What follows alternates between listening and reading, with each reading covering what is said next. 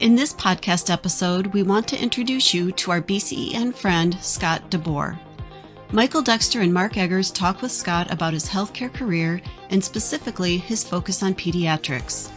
Also come along and find out about Scott's new part-time job. This episode is called Better Ways to Care for Kids. Hello, and welcome to BCEN and Friends podcast, where we hold interesting conversations about learning with a range of thought leaders, BCEN certification holders, and industry professionals. But most importantly, to create value and insight for you, our professional nurses across the emergency spectrum.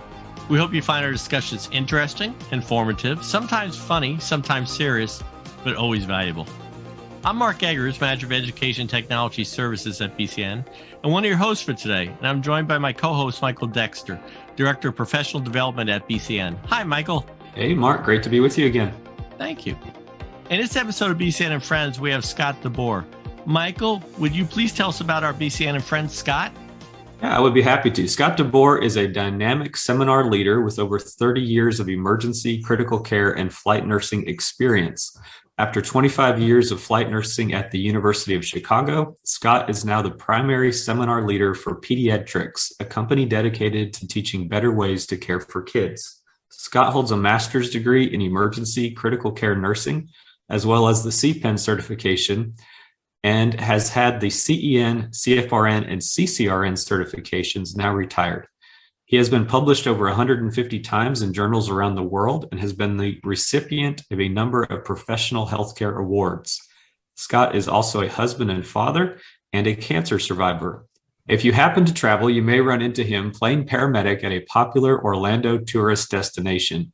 More on that later, but first, welcome Scott DeBoer. Hey, y'all. Thanks for letting me play. Yeah, we're happy to have you with us today. And I want to talk to you about your healthcare career, but before we get into the pediatric component of that, can you tell us a little bit about why you became a nurse, why you became a flight nurse, and maybe about a specific precept or individual that really helped steer your path in the nursing community? Sure. So for me, my focus has always been pediatrics. Even in high school, I thought I always wanted to be a pediatrician. But during high school, I would teach swimming and gymnastics. And one day I was running to work and a tree root jumped out of the middle of the road and attacked me.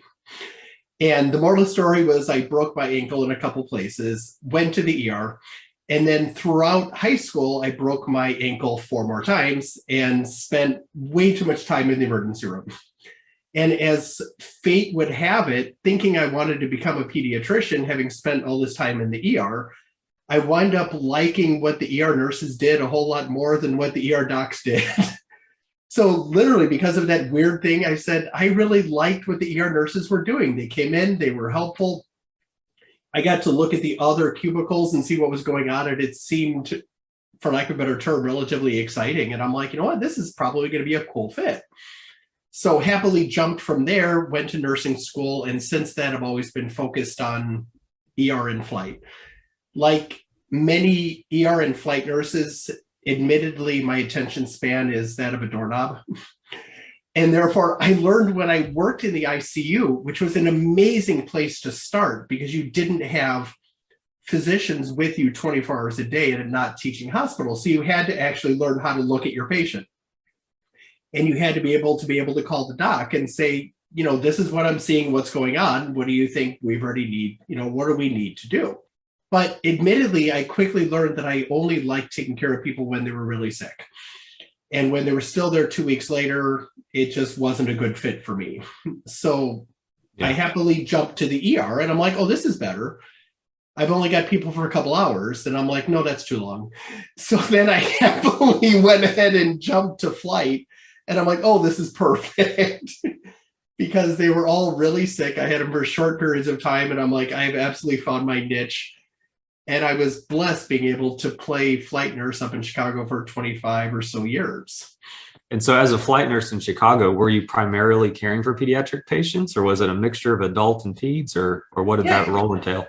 Where I was at was actually kind of neat in that it worked out well for me having a love of pediatrics, in that the program that I flew with, we did approximately 50 or 60% big people and 40 or 50% kids.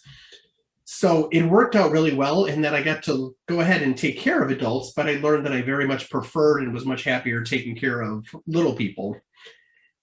So with that, I learned over the years on transport that whether it was in the ER on the side of the road or wherever it might have been, we like to say that there's only two kinds of nurses and medics, and that's those who are scared to death of kids and those that are lying.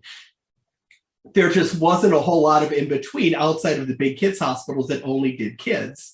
Yeah. And as I started my presentation career, in addition to working staff, my wife, being the first smarter member of the family, simply said, there's a lot of people out there presenting on adults. She's like, you really don't like adults. She's like, why don't you go ahead and just, start as your career starts and go ahead and focus on teaching, people how to not be terrified when it comes to little kids. Okay. Well, great. So you started talking or presenting on pediatrics, and tell me a little bit, because you have a company called Pedi-Ed-Trics, but tell me a little bit about how that company came to be and maybe what the initial name of the company was. Yeah, so that winds up being a source of major psychological drama a couple of years ago. So years ago, we started, again, with my wife, a fax machine in the basement. We started our company, which was originally called Peds R Us. So just like Toys R Us, but it was Peds R Us. And we had a legal trademark for well over 10 or 15 years, and we're happily going, playing nurse once a week and teaching pediatric emergency care somewhere in the country once a week. Then a little over, let's say 7 or 10 years ago, I honestly don't remember which, we got a FedEx overnight first delivery, one of those envelopes from a major law firm of Dewey, Cheatham and Howe, essentially saying that you have 2 weeks to cease and desist all things involving the name of your company with R Us. And they said, because evidently for whatever reason, even though we had a trademark, we called a trademark attorney. She took a look and said, essentially, they have more lawyers than you do. And even if you win, you're going to lose. So she's like, you know what? It's just the way it is, just change your name. So even though we were happily Peds R Us for many, many years, because of that day, we went ahead and changed our name to Pedi-Ed-Trics and happily have continued on from there with our only mission statement and goal of just teaching better ways to care for kids. Okay. And that's an interesting story and interesting name of that law firm there. I caught that. So if you, you talk about teaching once a week, the first time you and I met was actually at a pig lab. So tell me a little bit about what your company does, because it sounds like you have multiple components of the entire pediatric education spectrum. Correct. What's kind of neat about our company is that it's only focused on kids, and it's only focused on sick kids. When people ask, inevitably, as you well know, if you are, quote, the nurse on the block, everybody on the block knows your name, they know your cell phone, they have your email, because anything happens to any of their kids, they're going to call you. So regularly we get, calls from down the road, and most times it's happily things like how much Tylenol, how much Motrin, and stuff of that sort, and that's wonderful. I don't know anything about healthy kids. My career has only been focused on sick kids. So our goal is, again, up until the cancer diagnosis a couple years ago, I would happily play flight nurse or ER nurse once a week. And then through our company, somewhere in the world, we would teach either one of two type of courses. We've got traditional PowerPoint, CPEN reviews, something of that sort reviews.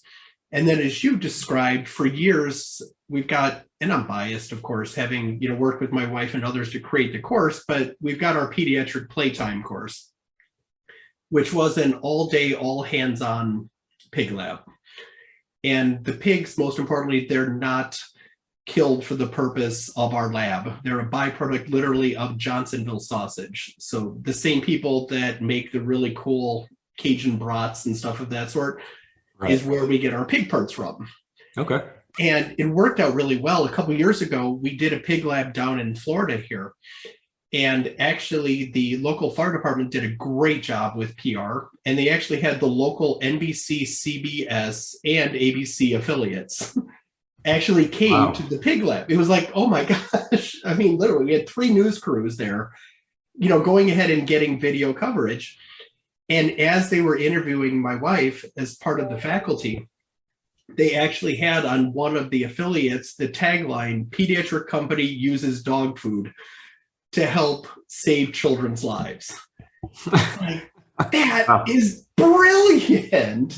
And the whole idea is you can present via PowerPoint, and that's great.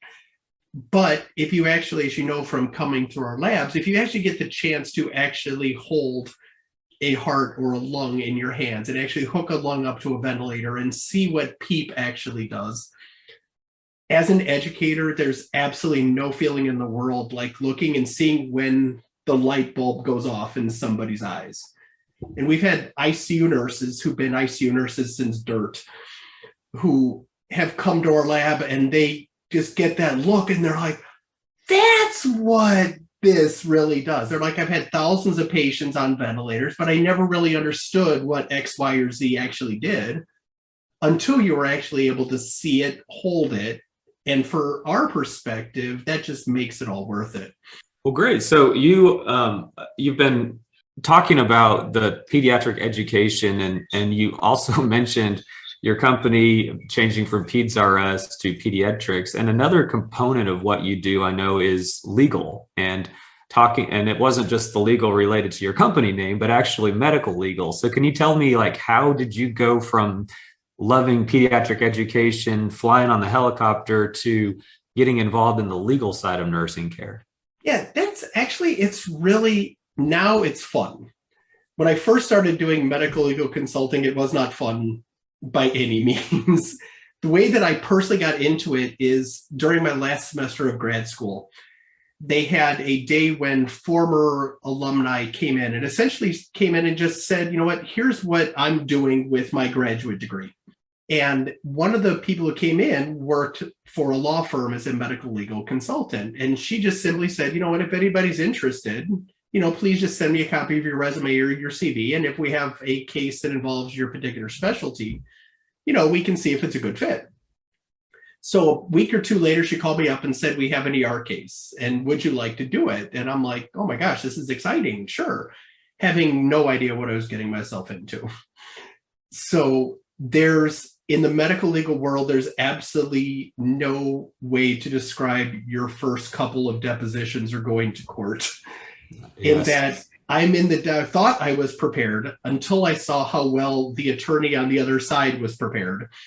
As they're staring at this 10,000 page chart, having had really good paralegals that prepped everything and had it indexed. And they're like, but Mr. DeBoer, on page 364, line 3, you notice that. And I'm like, oh my gosh. So I came out of this deposition like literally in tears. Yeah. I went home and I told my wife, I'm like, I'm never doing this again. This was just awful. The attorney called 2 days later and he's like, hey, it actually wasn't bad for your first time. You want to do another one? And I'm like, all right. So once I got over that and learned how the process worked, now it's enjoyable. Because it really comes down to, people ask when it comes to medical legal, specifically whether you're a nurse or a medic, whatever it might be as an expert, the whole idea, people ask most commonly, do you have to be a paralegal? Do you have to be something of that sort? And the answer is definitively no. The law firms have paralegals. That's what they do. They want you to be able to go ahead and look at the chart and not to be a yes man. They want you to be able to look at the chart and just very simply say, this is what you do every day. They're like, I'm an attorney, you're a nurse. Take a look at this and tell me, did they mess up or did they not mess up? And the whole key is, again, not being a yes man, because if you're a yes man in court, you're going to get ripped to shreds. They just need to know up front, yes, I have a case, or no, I don't. And it's almost like playing Sherlock Holmes, and that your whole goal is to go through this entire record and all of these depositions to find something. And if you find something, because it's such a nice feeling when you can be able to look at a case and say, you know what, you can sue the nurse, but you're going to lose. Yeah. That's a wonderful feeling, because attorneys are going to, if they're smart, they listen to you and they're like, all right, because you're going to lose. Nobody wants to lose money. versus the other side, when you look and you simply say, what were you thinking? Because you feel bad because you try to put themselves in their shoes. But that's where you remember back in school, that whole idea of you didn't document it, you didn't do it. Right? Attorneys can go round and round about this for hours, but at the end of the day, before a case gets anywhere near a courtroom, the first place it goes is to the attorney. The second place it goes is to some expert's desk. And they're literally just sitting at their desk, just flipping through the chart. And all we have is the chart. But that, I tell nurses, is huge, because if you write a story in your chart and 5 years later, I can read through on my couch your chart and put myself in your shoes and say, okay, I can see where you're going with this. That is a beautiful feeling. Versus the patient's blood pressure is 60, next blood pressure written in the chart is 4 hours later. In court, you can say, you know what, Your Honor, I swear I took the blood pressure for 5 minutes, and that's great. But the other side is going to take the chart, scan it, blow it up 8 feet high, have it sitting on the screen above your head for the jury to look at, while you're saying this, but they're seeing this. And it's a really, especially for nurses that got a couple years of experience, because that's the main thing that attorneys want, is they want a nurse who's been at the bedside, who's able to say, this is what a reasonable and prudent nurse should do. If it's the opportunity and people get to play with it, I highly recommend it. It's really actually a lot of fun. Yeah, well, thank you for sharing that. I think I could talk to you for a long time about this topic, and that's not even what I primarily wanted to talk to you about. But it's very interesting because you will be speaking for us at our upcoming BCN Learn Live conference in November in Vegas. In Vegas, about landmark lawsuits. And without getting too far into that particular topic, I was just, as you were speaking, I was thinking, if you could tell a newer nurse one or two things, like, I've seen this in lawsuits, I've seen this in clinical practice, whatever, don't ever do this.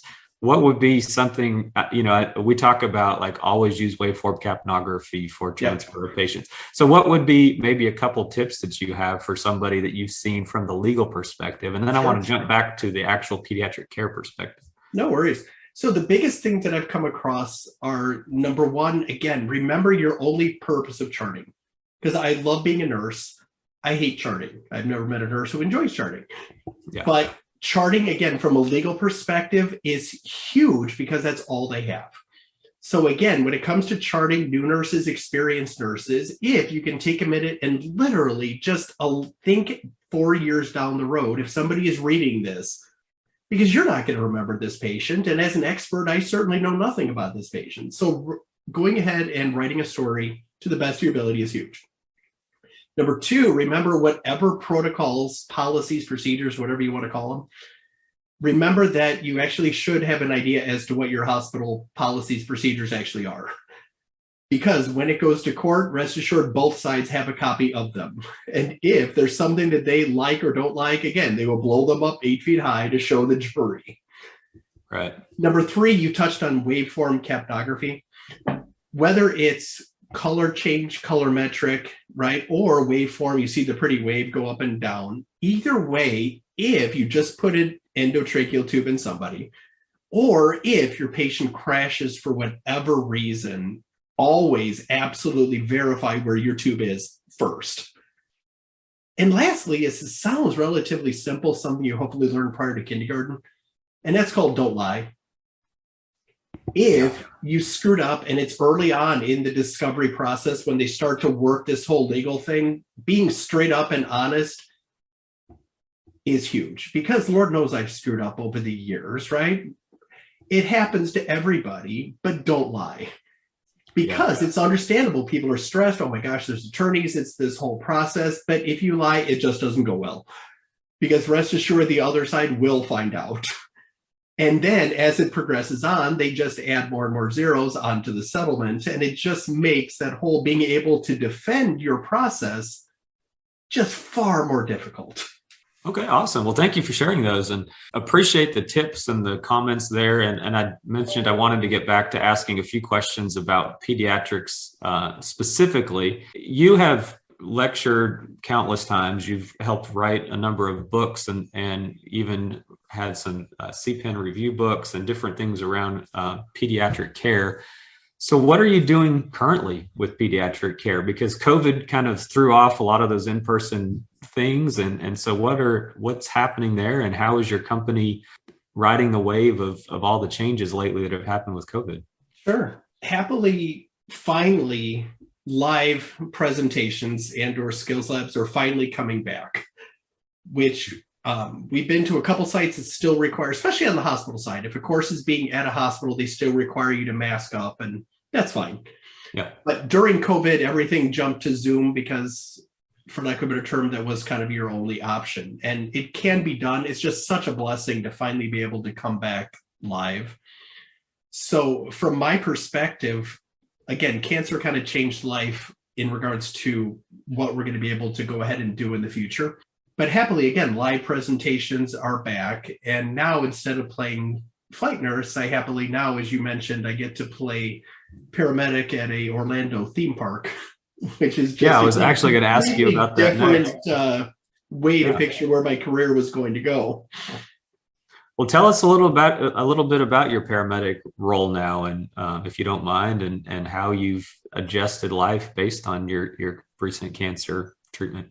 Yeah, so the moral of the story when it comes to cancer is just a couple years ago, I picked up a case of colon cancer, and I went through surgery, had 6 months of chemo.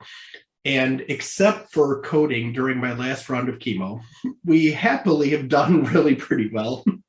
Wow, okay. Yeah, I know. It's like I'm sitting in my last round and I'm like, I don't feel good. They're like, you don't look good. I'm like, I really don't feel good. Then I woke up in the ER, and that was kind of go from there. But why that's an issue is post-cancer, regrettably, I've learned that there was something called chemo brain. And chemo brain, when you talk to oncology nurses, and just a major shout out, if I can put her name out there. So her name is Anya Kubik, and she's a former ER nurse. And when I first met her was in oncology, whereas she was a ER nurse forever and now works in oncology. And during my first visit, when I was starting chemo, I'm like, you look familiar.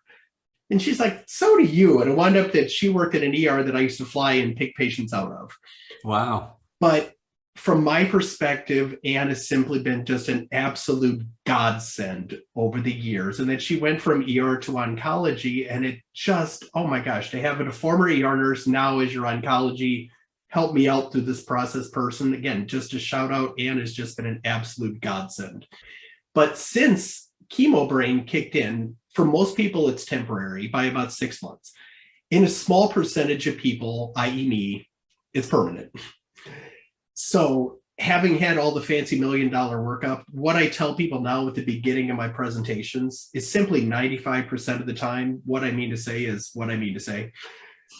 5% of the time, if I mean to say epinephrine and what comes out is baby shark, just smile and wave your hand. And people I was presenting yesterday, and they would just smile and wave their hand. And I'm like, okay, what did I say? That's probably not what I meant to say. It's like, but that's okay. If that's the least of the sequelae, I can certainly, happily work with this, but it's just life as we've been given it. But with that, post-cancer, having again some medical issues, is I started a couple months ago playing at one of the theme parks here in Orlando as a paramedic. And I've had a paramedic cert forever. I just didn't actually do anything with it because I was working flight, but I thought it would be helpful and good to have this information. Yeah. So then my wife started a couple months ago as a medic here as well at the same theme park. And she's like, I really think you would like this. She said, it hits all your little sparkle buttons because you get to go. And the neat part is that every 2 hours on an 8-hour shift, you rotate. So it's not like if you're in the ICU for 12 hours with one bedside, or in the ER with four beds you have to go to. In the particular place that we work, every 2 hours you rotate. So you're 2 hours in Harry Potter, and then you're 2 hours at one of the first aid stations, and then you're 2 hours at Simpsons, and then you're 2 hours over here. And it's like being in the ER in that you just have what you have with you at that moment, and then you just rotate around, and whenever the little beep goes off in your earpiece, you have a couple of minutes to get to wherever the person might be. Wow, that's neat. So I bet it's pretty fulfilling to be in a place like that where everybody's happy and excited to be there. And I'm sure there's other medical issues you have to deal with, but it seems like a far cry from the ER as well. It's really, I give them credit in that when they hire medics, they only hire experienced medics, and appropriately so, because you're out there in the theme park until, somebody else can show up and help. But what we tell people is 90% of the time, it's seemingly blisters and Band-Aids. And that's okay. 10% of the time, it's somebody who's having a seizure on a roller coaster. It's like, okay, this is a little different than when I had a patient having a seizure on an ER bed. Is slightly different than when you're sitting in a harness on a roller coaster and you're actively seizing. It's like, right. Okay, this is a different world.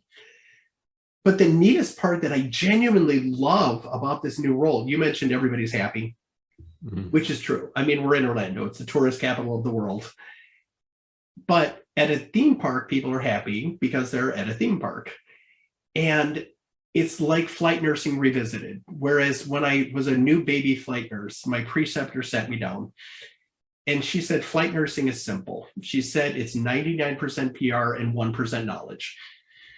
She said, you're smart, you got the job, get over it. Don't get a big head. She's like, 1%, she said, is your knowledge is 99% PR. Because in the Chicago area, there was 3 helicopters within a 20-mile radius. And as a rule, places didn't care if you showed up in a brown flight suit, a black flight suit, or a pink tutu. If you were nice and you took good care of the patient, they called you again. If you had a big head, you know what? They would call somebody else. Yeah. And it was fascinating because over the years, it completely was absolutely true. In the realm of theme park medicine, which again, I didn't even know was an option, but it's a whole specialty that's very similar to flight nursing. In that some people are sick, some people are not sick, but it's all about PR. Because people, as you know, are very, very happy to post comments on whatever social media it might be. And if they have a great experience, then they pass, and go ahead and post positive. And if they have a very negative experience, they're more than happy to go ahead and post negative experiences. And from our perspective, it's like being a flight nurse, in that in a flight nurse, you wore your flight suit, everybody could pick you out in the cafeteria with no questions asked. In the particular theme park that we work in, our outfit is very, very similar in that you can pick us out of a lineup. We're not dressed like people in Harry Potter. We're not dressed like this. I've got a backpack with a big cross on it. You have a clue what we're doing, and it's very easy to pick us out, and therefore you can easily get found. And that's appropriately so. But the whole idea that PR is such a huge deal is just, again, a different focus, but absolutely just a really, really fun place to play. Awesome. Well, thank you for sharing that. That's really interesting. And it's really, you've had a fantastic career, very interesting things that you've done. And, over the course of your career, this is a question that I like to ask a lot of people, especially nurses. You've been published, you've taught courses, you've been an educator, a bedside nurse. So can you tell us from your perspective, what is the importance of lifelong learning, and why do you feel like that is so critical in their nursing profession? So lifelong learning, I think it works for nursing, and it certainly works for pretty much, I would imagine, any occupation. But the whole idea, especially in healthcare, is stuff changes so unbelievably quickly and so unbelievably regularly. I mean, I personally, like many of my colleagues, you subscribe to various email listservs, even if you can just read through the abstracts or the short summaries, just in regards to, wow, if you just took ACLS 5, years ago, and then you look at what's been published since the last version of the ACLS book, just as an example came out, there's unbelievable research that comes out on a seemingly daily or weekly basis. And for lack of a better term, I think your patients deserve the fact that you should keep up on stuff, because what we did 10 years ago is not what we recommend today. And in many cases, what they did 2 weeks ago may not be recommended as of today, depending on what gets published and what's out there. And for lack of a better term, again, I think your patients just deserve someone who continues to keep up on their learning so that they can receive the best care that they should be able to receive. I agree with that. And Thank you for sharing. Thank you for letting me ask you so many questions and the great conversation. I'm going to turn it back over to Mark so that this doesn't extend for hours and hours. But Scott, I appreciate all the conversation. And Mark? So, Scott, can you tell us about a person or a moment in your career that greatly impacted you? Can you think of one moment or person? Absolutely. For me, it was when I was a new baby flight nurse. And my first flight program was down in Peoria, Illinois. And I was a new baby flight nurse, so excited I couldn't stand it because I had finally achieved my lifetime nursing goal of becoming a flight nurse. And one of my preceptors was a senior flight nurse by the name of Rick Smith. And he changed my absolute nursing career forever. In that I was a couple weeks into orientation, middle of the night, he pulls me out onto the helipad and essentially sat down and had a come to Jesus meeting. And he simply said, you know what, we have to talk. He said, your clinical skills are good, you're learning, that's fine. He said, but as we alluded to earlier, he essentially said, you have a lot of growing up to do, which at that moment was for me just heartbreaking, but absolutely, honestly, desperately needed. And he's like, you wear this flight suit, everybody watches every single thing you do. He said, so you know what, you can take care of patients, but you absolutely need to always be professional, watch what you say, watch what you do, stuff of that sort. And again, at that moment, it just took me from the highest of highs where I'm so excited finally being a flight nurse to just getting smashed down and saying, oh my gosh, is my career in this thing that I've always wanted to do being over? But again, in retrospect, Rick Smith was absolutely just a godsend beyond words, and that he just completely said, okay, I know the medical part, but he was the one who allowed me to evolve into the way that I feel that an ER nurse and a flight nurse should be. Excellent. Super. Thanks for sharing. I appreciate it. Want to do a few rapid fire questions. And this is one I always think is interesting. Scott, what would you be doing if you were not in your current role? If you weren't a nurse, or what else do you think you might have done in life? Relatively simple. I would be working and or owning a drive-in movie theater. That was simple. I like it. That is great. Super. Everybody has a bucket list, whether it's visiting every major league ballpark or whatever it might be. In my case, my goal is to visit every remaining drive-in in America. There's 305 of them, and post-cancer, I've been, as of 2 days ago, to 183 of them. And therefore, that is unquestionably what I would be doing if I wasn't playing nurse. That is cool. I like that. That's neat. Very good. Now, I have three questions to ask you about favorites. So a favorite book, what would be your favorite book? Is it Harry Potter? No. Okay. Now, happily working in Harry Potter, it is mandatory, though. You have to have had the very good knowledge of the books before you can work in the park and know that the dragon goes off every 9 3/4 minutes, because that's important knowledge to know as you're walking through the park. But from my perspective, books are reasonably simple. It's anything involving zombies. I'm very happy. Good. No, excellent. Excellent. And so how about a favorite movie? Princess Bride. Yeah, that was a good movie. It's a close runner-up between Rocky Horror Picture Show and Princess Bride, a bit of a diverse. But nonetheless, between those two, that would be it. And then a favorite song? I'm going to have to lead on this one. I don't know, actually, on that one. That's okay. I was working in a lab late one night. No, okay. The Monster Mash. There we go. I know. That is a good point. Oh, we could go with it's time to do the time warp again. Yeah. I mean, it's but good. You want to do that one? Yeah. That works. Time warp is good. Yeah, time warp's good. Yeah, absolutely. And then a favorite comfort food or meal that you enjoy? That would be from back home in Indiana, a pizza place called Aurelio's Pizza in Cherville, Indiana. When I get to go back up north to teach, that is absolutely unquestionably something that's on the list as to the pizza place that must be visited. Right next to the drive-in. Okay. Not so far down the road. Good. And then Do you have any other hobbies or interests? So for me, again, I'm blessed. I've got 2 young adult children that my goal in life, after we homeschooled them since forever, is just now to be able to go ahead and just enjoy time with my wife and my family. Excellent. Super. Great. So are you thinking of getting back on the road to more drive-ins this year? Oh, definitively.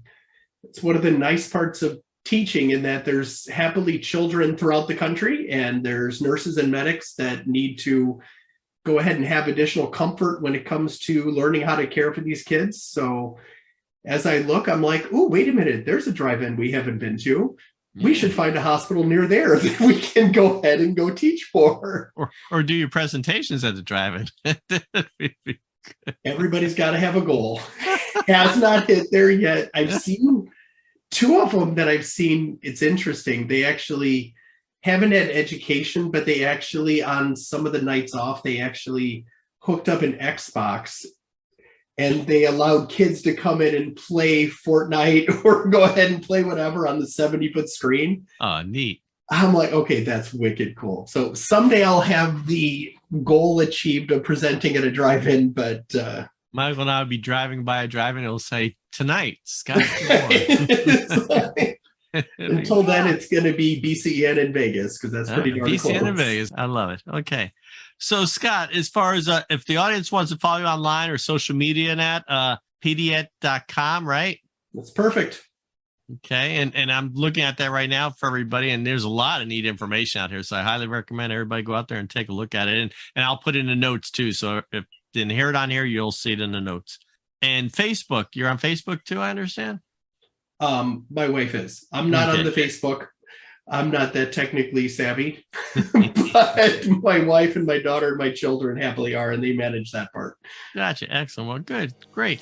Well, Scott, I want to thank you for taking the time for joining us today in this episode of BCEN and Friends and sharing your time, your stories, and just, wow, a lot of great information. Very entertaining. As Michael said, I could listen to you for hours. You have some great stories. So thank you so much. Thank you so much, Al. It was an absolute pleasure. And to all our listeners, we hope you will stay tuned as we continue on with BCEN and Friends and bring in new and meaningful content and perspectives.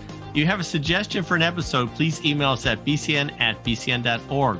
I'm Mark Eggers here with Michael Dexter. On behalf of the entire BCEN team, we thank and celebrate you for all that you are doing as professional nurses across the emergency spectrum. Until next time,